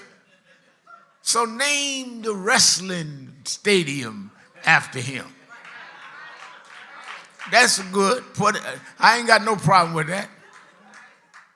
I sent Tony over there. He like to watch them till you die bouts. I don't know nothing about that, but he do. But my point is not even what building. My point is the psychology of a man that would, in 1 week, say, it's all right, let them kill health care. And we going to go and shoot up some more boats in Venezuela. And we're going to tell people we after drugs. Why are you shooting up boats in Venezuela? Because they're bringing dope into our country. Well, how do we know that? Just trust me. Well, where's the evidence? Trust me. Well, do they get the right to due process? No, kill them all. And why are you doing this, Mr. President? Because they're bringing drugs in our country. Oh, but by the way, do y'all have the pardon sheet that I'm going to sign to let the former president of Honduras go, who was convicted in this country for drug trafficking and sentenced to 45 years. So if you after stopping drug trafficking, how are you pardoning drug traffickers while you're shooting at boats that we don't know whether there's drugs there or not? Are you after drugs or are you after the oil in Venezuela? I'm just raising the questions. I had a Zoom call yesterday with some of the leaders in Somalia and Sudan.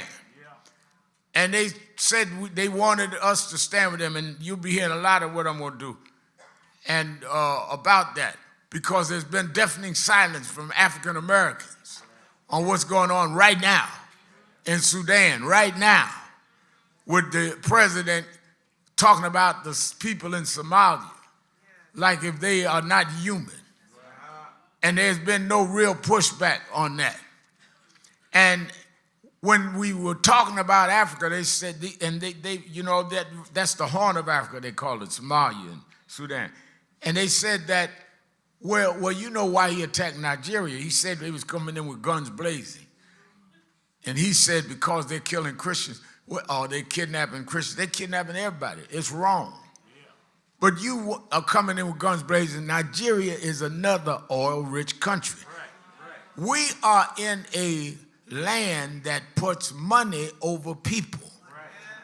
And they never get enough. Because if you are of the psychology that your value is based on what you have rather than who you are, then you can't get enough because you're trying to feed your insecurity. That's why a lot of us get that at a different level, but it's the same thing. You interpret yourself by what you have rather than who you are. So you buy a big car you can't afford because you're insecure. So you try to make people think you big because you're in a big car. Like some folk be buying tight clothes, trying to make folk think you done lost weight. And you just a fat person in some tight clothes. Ain't nothing more comical. You see somebody come out in a size 32 suit and put in at a 38 behind. But you're trying to pretend being something you're not, rather than become what you can be.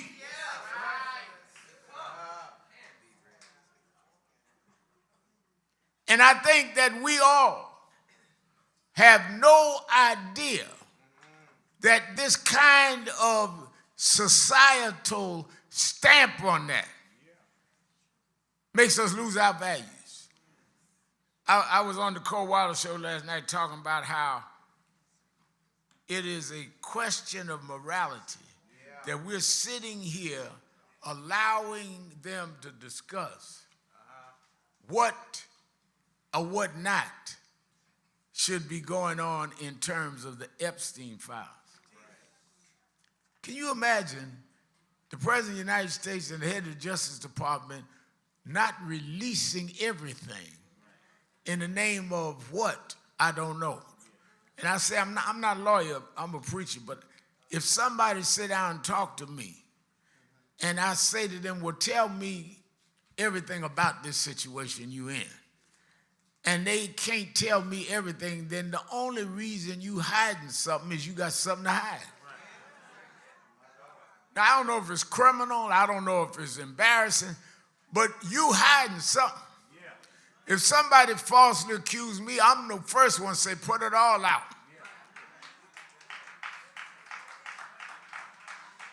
But the other, again, I'm back on morality. The other signal is, how do we look to the world where you fight not to bring to justice or at least exposure people that have violated underage young ladies? We're talking about children. Do you have any morality in you at all?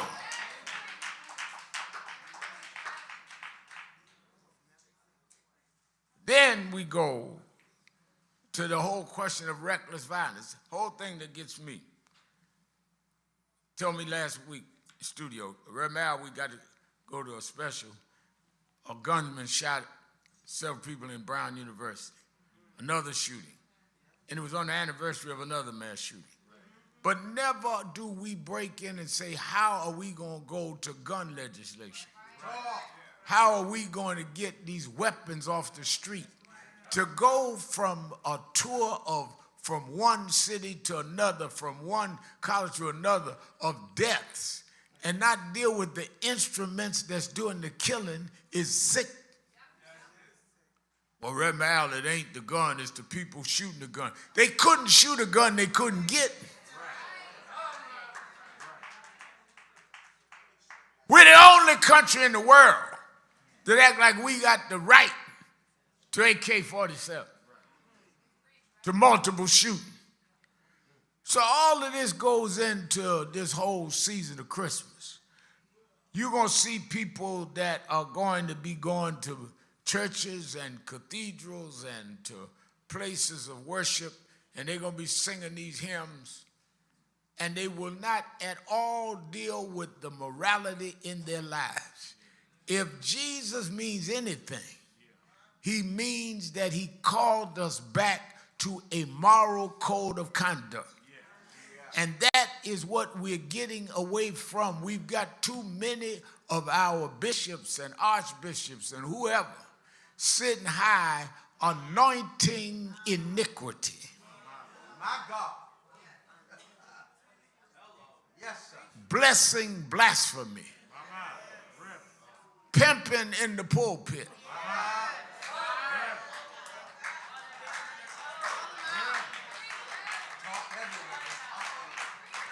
afraid to stand up. You do not deserve, you do not, in my judgment, earn the right to hold with a Bible that you are not going to live by and proselytize. Why are you telling me about Nebuchadnezzar and Belshazzar and King Herod, and you're not dealing with the rulers today that are ruling the same way they did? Why are you talking about what God did if you don't believe that God still does? The only thing God needs is a Moses or Shadrach, Meshach, and Abednego, or you to stand up like that or get out of the way.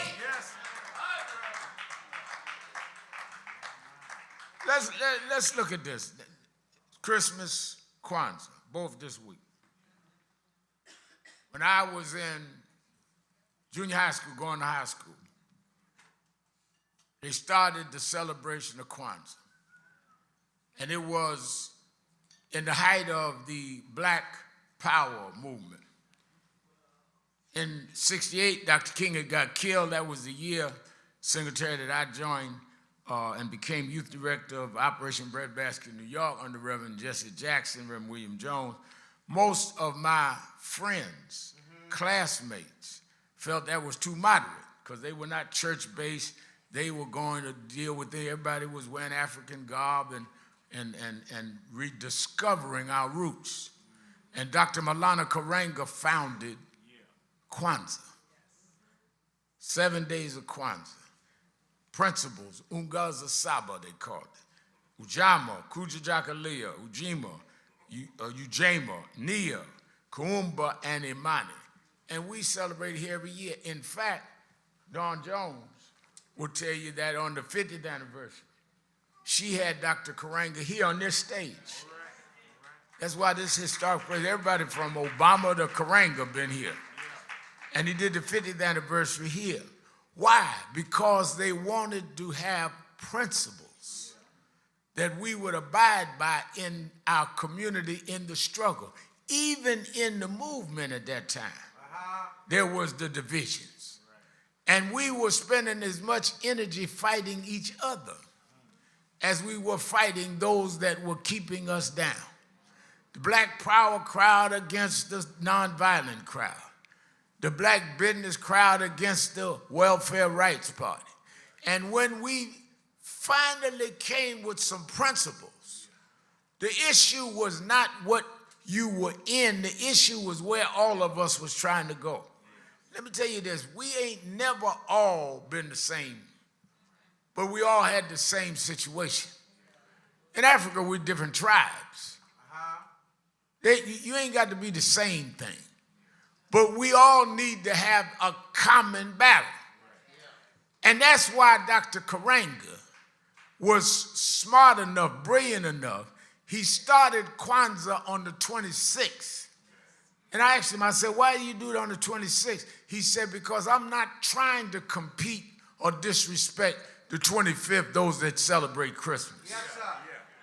So it is designed that you can celebrate Christmas and Kwanzaa. But you make the division. We be arguing about things that the founders don't argue about. We need more than ever to deal with the principles of Kwanzaa because those principles bring us to a moral, unified way of struggling and conducting ourselves. That's why we do it at NAN. That's why I bring it together with my Christmas message. What does it got to do with Christmas, Reverend? Because that's why Jesus came. Jesus came to stand up against the evil of that time. Now, Reverend, what you talking about? You just trying to politicize. Say, all right, let me do it this way. God sent his son. That's what in the Christian church we believe. Well, if God sent his son, and God doesn't make a mistake, why did God decide to send his son to a woman that had no rank, no title, no big shot. An humble woman nobody ever heard of, who had been born and reared under Roman occupation. Why wouldn't God just make his son come as a Roman God? Why send him to Galilee, where he'd be born into oppression, born into being dominated by the Roman Empire, and have those that would be put over Bethlehem in Galilee, whip them in line. And so that when the word came out that the Messiah was coming, they didn't even have room for him. Some of y'all talk about what you got. You got a cross on the wall in your big fine house. They didn't even have a house for Jesus to be born in. Born in a manger, in a borrowed barn. Maybe God was trying to tell us that I'm sending my son to be down with the lowest, because that's where I want you to minister to. I'm not sending him to the palaces. I'm not sending him to the halls of power. I'm sending him to the ground. And here you come in his name, selling out to Herod, selling out to the pharaohs. Now, why should black folks celebrate Christmas? White man religion? Well, first of all, when they threatened to kill the male children, Joseph and Mary got baby Jesus and fled to Egypt. Is that right? Now, I don't have a degree like Dr. Canton, but she can tell you from any geographical map that Egypt is in Africa.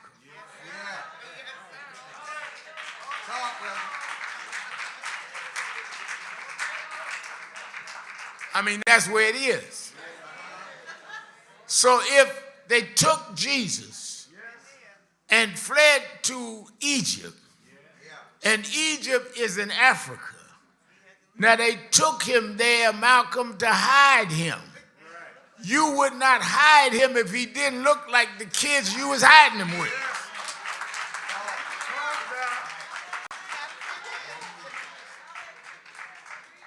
If I was going to hide a little black kid, I wouldn't take him to a place that black kids would stand out. So he must have looked like the Egyptian children. This is not a white man's religion.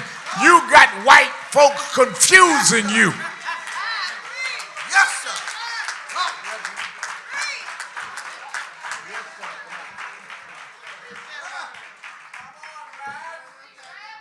Then he was raised by his earthly father, carpenter. Not in the halls of learning, carpenter. And when he began his ministry, watch this, we missed this. People ask me, guys had nerve to ask me the other day in Orlando, why do you always talk about Dr. King? Why do you always talk about Jesse Jackson? You've created your own name now. I said, because anybody that does not operate in the lineage of those ahead of them don't deserve to be wherever they want to be.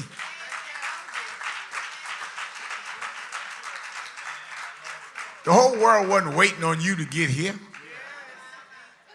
You connected to something that made you possible. And if you just keep your connection, you can make other things possible. But don't unplug from your connection.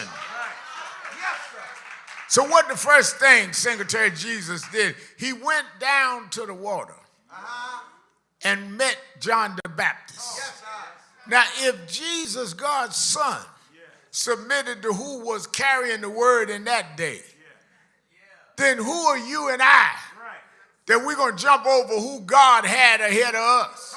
In fact, the first time we hear about Jesus, Matthew 1st chapter, they bring his lineage back 1,000 years to David, back to Moses, to say this is all lined up. So the reason that I celebrate Christmas is because I'm celebrating a Christ that come down through generations that told me I deserve whatever anybody that's a child of God born in this world deserves. Why are you fighting for health care, Sharpton? Because Jesus healed everybody and never asked them to show them his insurance card. He met Bartimaeus, the blind man. He met the woman with the issue of blood. He met those that was broken. He didn't come for the big shots.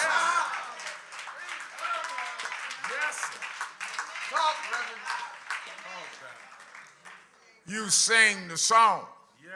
I want to be like Jesus. No, you don't. Jesus fed the hungry. And you want to get them out of your way. Jesus stopped for those that nobody had time for. I love that story. Bartimaeus, that said, man sitting by the side of the road heard that Jesus was coming by. He couldn't see, but he heard all of this mumbling. He said, what's going on? They said, oh, that Jesus is coming by. And when he got close, he could sense he was close. He started yelling out, Jesus, Jesus, Jesus.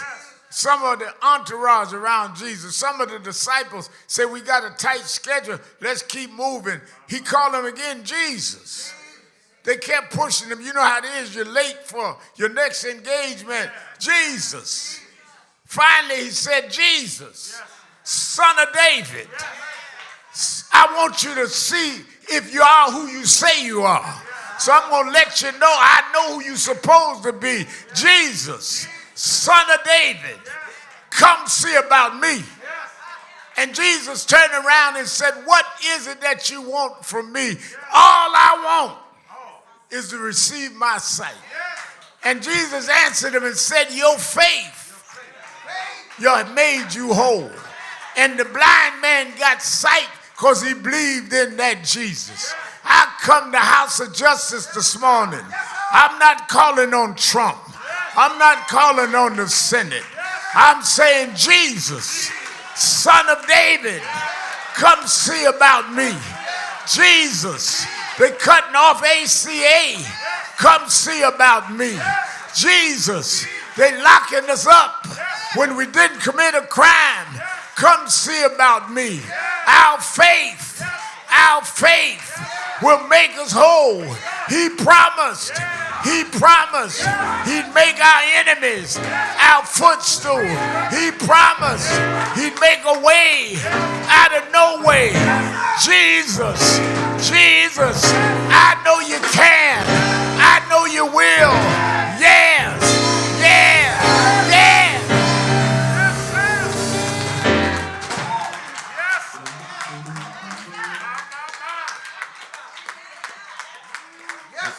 Why do I believe? Because when we had nothing but a welfare check and food stamps, Mama would get on her knees and call on Jesus.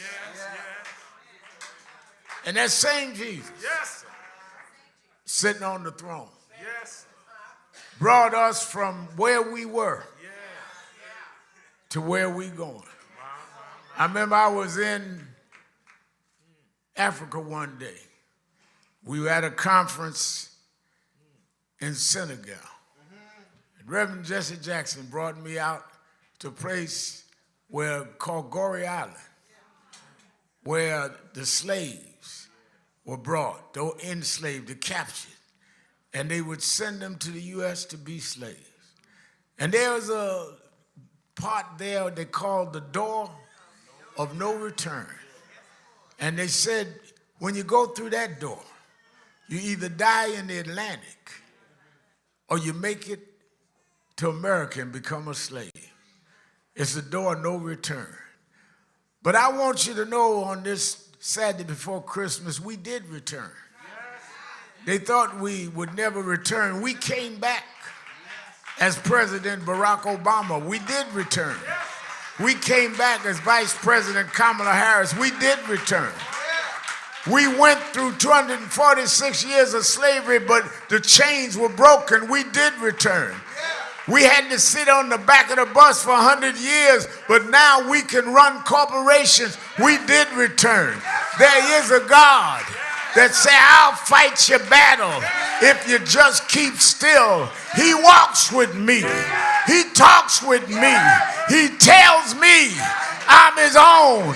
Happy birthday, Jesus. Happy birthday, Jesus. Happy birthday, Jesus.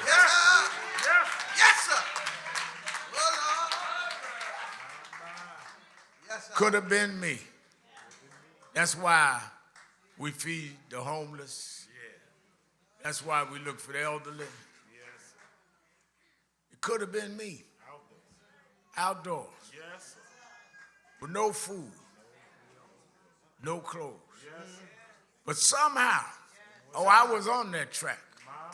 On welfare, broken and all, but somehow, he made a way. And he made a way so I could help make a way for others. It could have been me.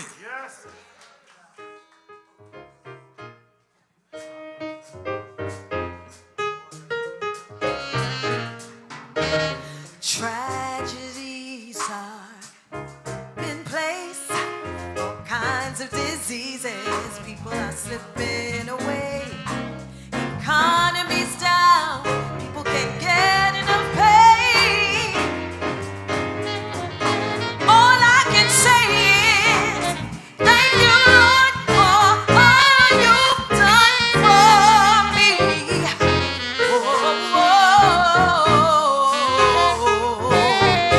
Ooh, yeah.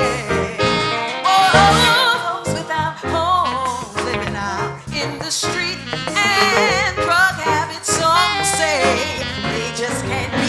Oh, but muggers and robbers, your place seems to be safe, Lord, but you've been my protection every step of the way. I wanna say thank you, Lord, for all you've done for me. Oh, it could have been me. I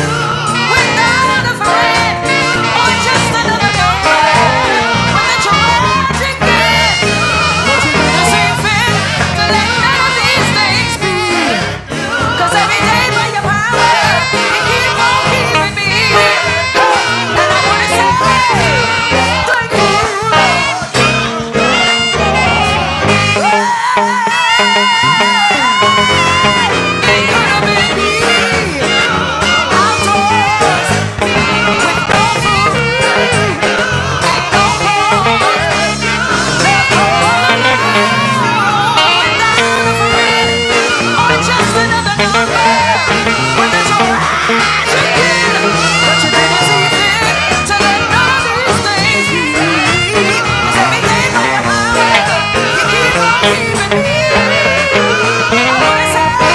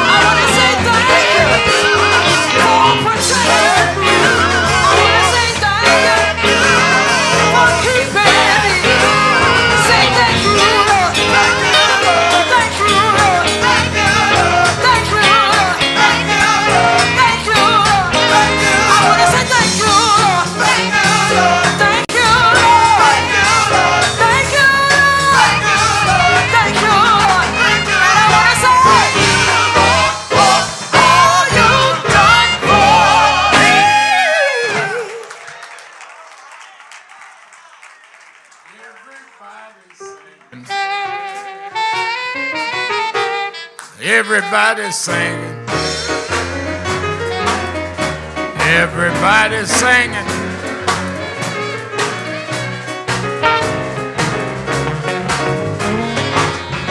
Everybody's singing. Sing it like you mean it. Sing it like you mean it.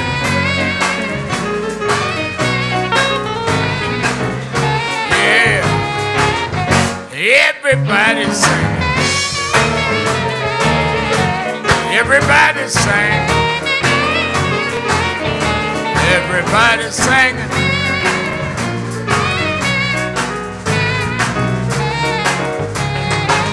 I'm opening the doors of the movement. There may be someone here today that listens to us on the radio or watches us on television, but never joined National Action Network. If you're here today, there's no better time than this holiday weekend for you to come and become a member of this justice family. If you're here today, I want you to join and become a member of the National Action Network. Just come on down to me and let us sign you up. Come on, everybody's singing. Come on. Everybody's singing. Everybody's singing.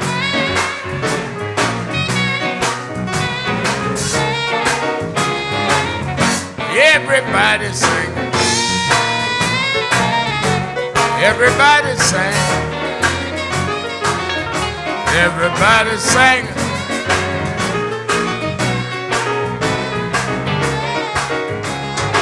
One more time, y'all. One more time, y'all. One more time, y'all.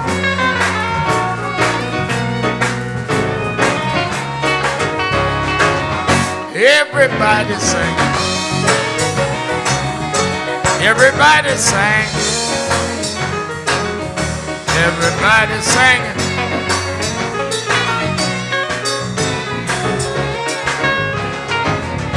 Everybody now. Everybody singing. Everybody singing. Yeah. All right. All right. We're going to raise the offering. I want, while we're still broadcasting, I want to bring up our brother, our Chief Diversity Officer, Michael Garner, and I'm going to do the offering right after he finishes. And but I want him to give a few words. Give a hand. He is a Christmas gift to us, Brother Michael Garner. Thank you, Rev. And first of all, I'd just like to wish you and your respective families a healthy, prosperous, and safe holiday season. And I always say this, that the Reverend Dr. Al Sharpton has been one of my biggest supporters. And I'll run through a brick wall for him. And so for the 9th year in a row, I just wanted to stop by to say thank you to the Reverend Dr. Al Sharpton and Nan for what you're going to do on Christmas. And I got a check for $5,000 for you. But when God elevates you and he puts you in a room, when I'm in the room, you're in the room. So a few weeks ago, I'm having dinner with one of the board members of Emblem Health. And they're one of the largest, if not the largest, health entity in the whole entire country. And they asked me a question.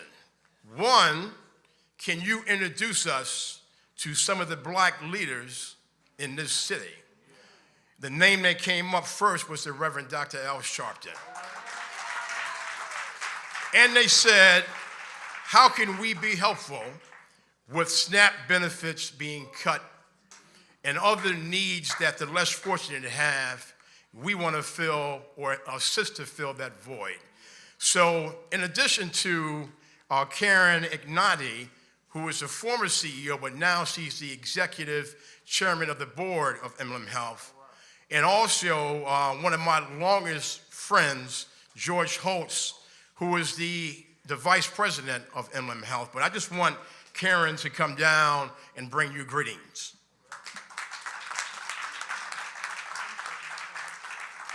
Thank you. Good morning, everyone. And it is such an honor and privilege to be here with you.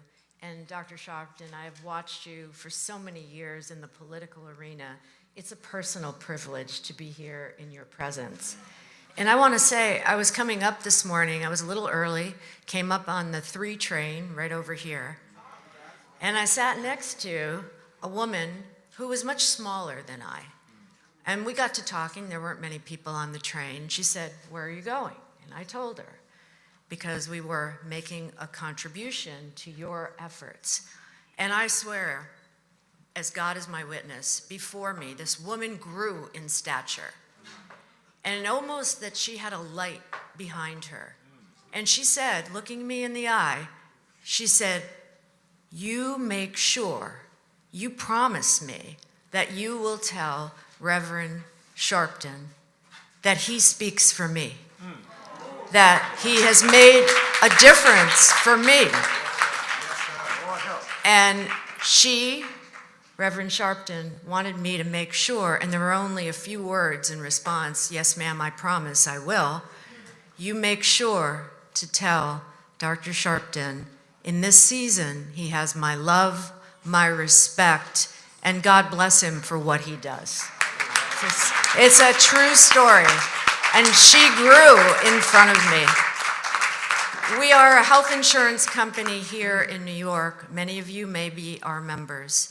But if you or your family has an issue with food, with transportation, with housing, or healthcare, or want to take a class, you can walk into our center right across from the Apollo on 125th Street. It's called Neighborhood Care, and we will help you.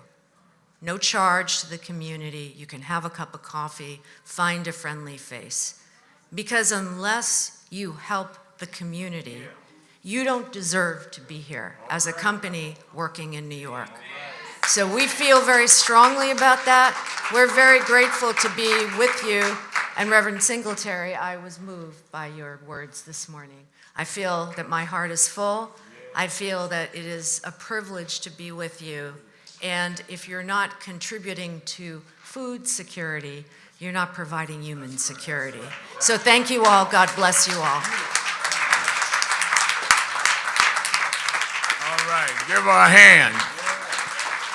Give her a hand.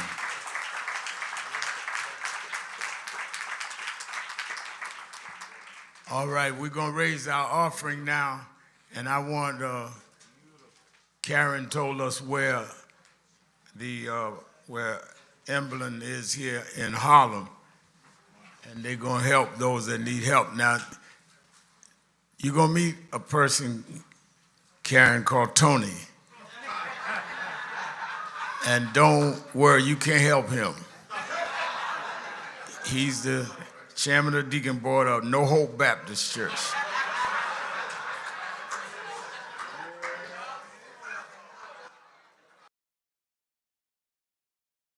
Thank you for joining us for Weekdays Live with Reverend Al Sharpton.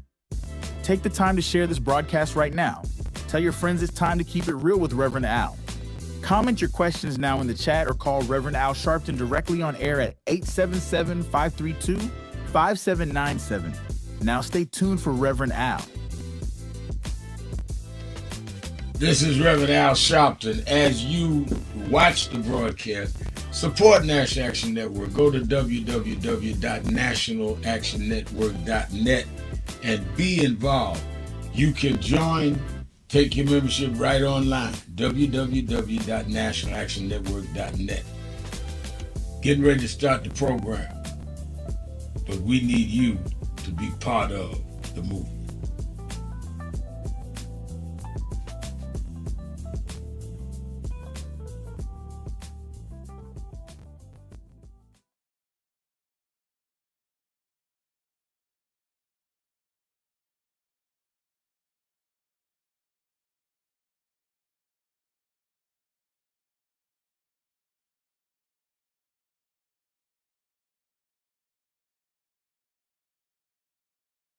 So who is Al Sharpton anyway? Who is this 33-year-old preacher without a church?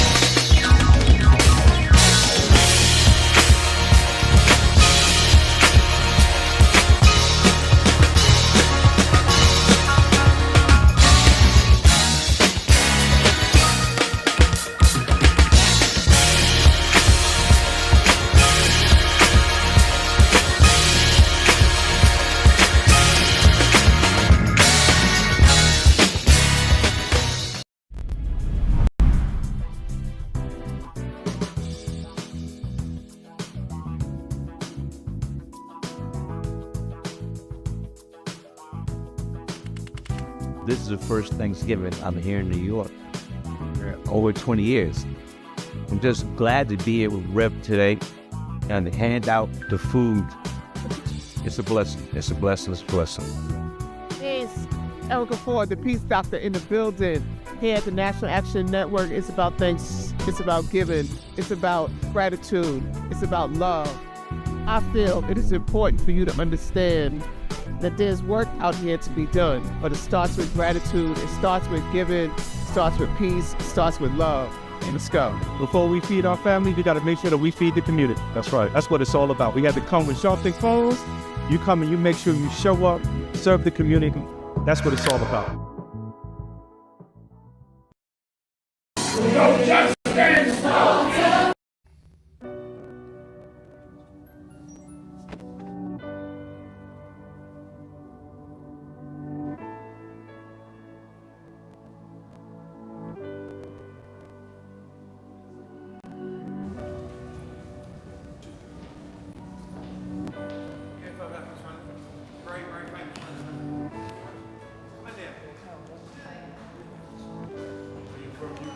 London, yeah. We've got many problems there.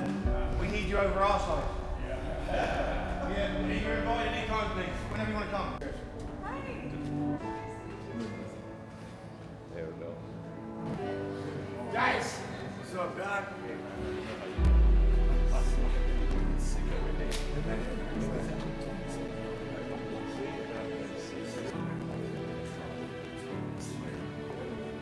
So we are in not a political dilemma, we are in a moral dilemma.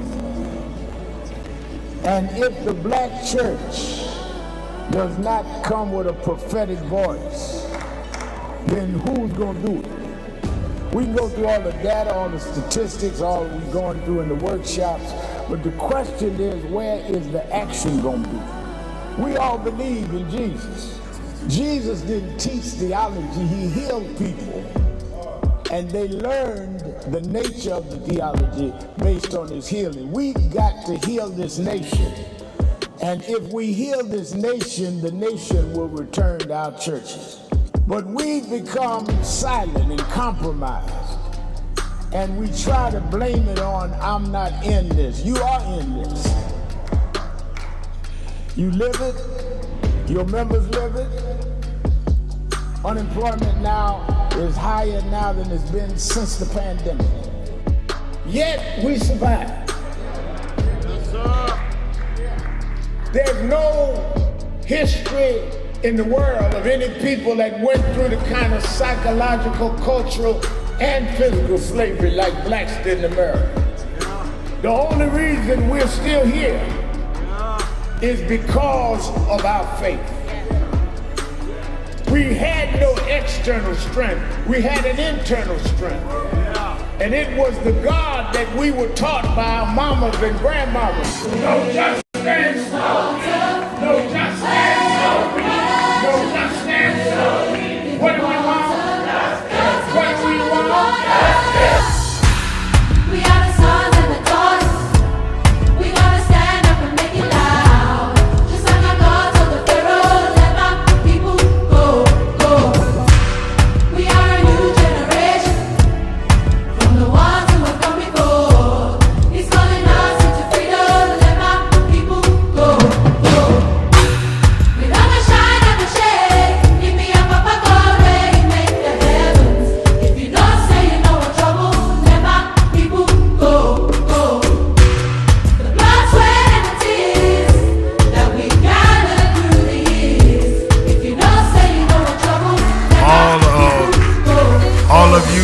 December birthdays come for. Come on. What? All right. It's Marcus Al Day. Come on, happy birthday. Happy birthday. Happy birthday. Happy birthday. One more time. Happy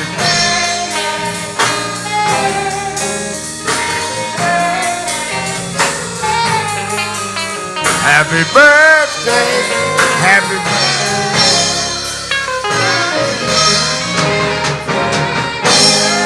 All right, all right.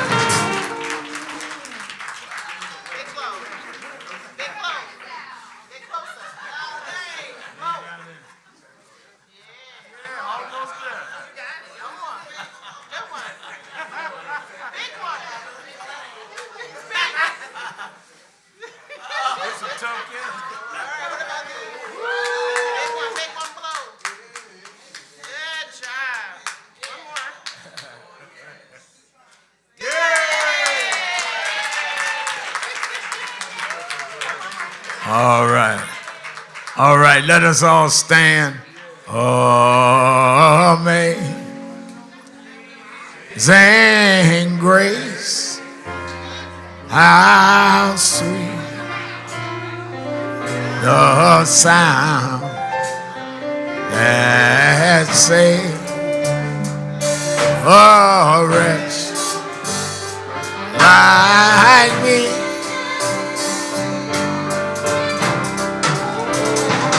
I once was lost, but now I'm found. Was blind, but now I see. Repeat after me. We're an African people, robbed of our names, our language, our families, our self-respect, but we shall rise, never to fall again. Up, ye mighty race. We can accomplish what we will. No justice, no peace. No justice, no peace. No justice, no peace. Shake hands with the one you next to. Shake my hand before you leave.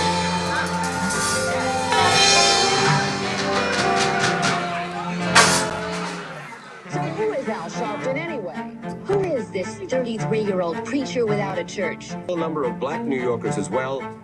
He is little more than a pudgy exhibitionist who can be counted on to show up, bullhorn in hand, at every racial incident.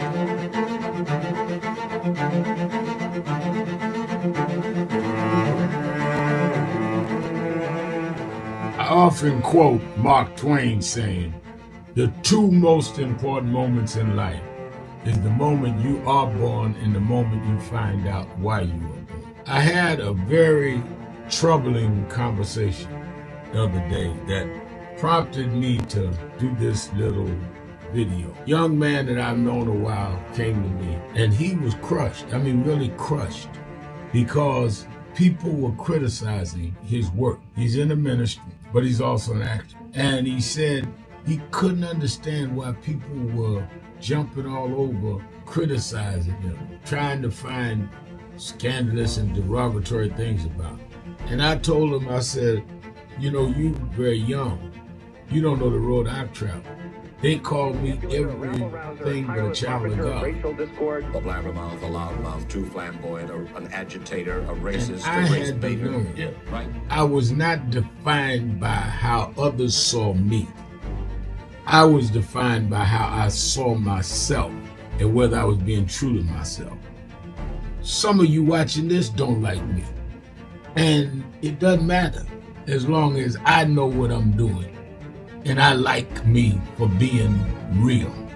So I'm doing this video to say to you, whoever you are, and whatever you do, you may not be in ministry or social justice, none of this stuff, but don't live your life worried about opposition or people that don't like you, you can turn that around. Use me as an example. The same people that call me a scam artist, a con artist, a sellout, or racial hustler and all, I kept going.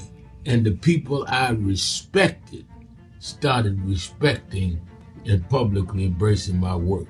When Coretta Scott King, the widow of Dr. Martin Luther King Jr., had this to say about Al Sharpton. A leader who has protested injustice with a passionate, unrelenting commitment to nonviolent action in the spirit and tradition of Martin Luther King Jr. And I am talking about your leader, our leader, the Reverend Al Sharpton. The other thing that hasn't changed is the National Action Network's commitment to fight injustice and inequality here in New York City and across America. And that's not only a testament to Reverend Sharpton, it's a testament to all of you who are here tonight. First and foremost, to Reverend Sharpton.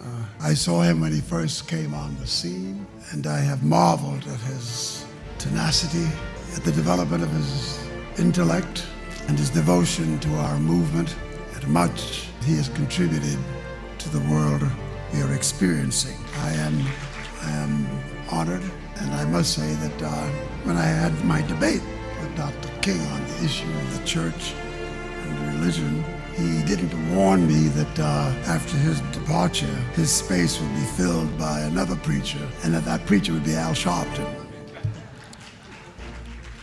All you want in life is people that matter to you to say you did all right. And more important, that you can look in the mirror and say you did all right. Thank you, Rev. Thanks for that introduction. Look, we've known each other for a long time. I'm grateful not only for your leadership and partnership, but quite frankly, more importantly, for your friendship. And thanks to all of you, members of our nation's most important civil rights organization. You have been, over all of your years, such an extraordinary leader. You are a voice of truth, a voice of conscience, a voice of practicality around what we must address and what we can do. And I thank you so much for your friendship. I remember that most of the youth around Al's age, he was about 12, wanted to be like Connie Hawkins, a great basketball player, legend, or Earl the Pearl, or Clyde Frazier. Al wanted to be like Adam Powell, a powerful preacher with a social justice gospel. He was very close to, at that time, to Reverend William Augustus Jones, powerful preacher and social justice advocate, and Reverend Gardner Taylor State right down the street, and Bishop Washington, whose church he came from, and Reverend Sandy Ray. He wanted to be like these giant preachers. He wanted them to have the edge, however, of the King's social justice dimension. He wanted to be like them, now he's one of them. Perhaps taller than most of them because of the risks he has taken and reward God has given him with his gift. I remember so well that I first escorted him to jail. He was around 13 years old with the jail fighting the ANP. He was in the lineage of our struggle. He grew up in it. We didn't just see him on TV one night. He didn't happen. He came bottom up, not top down.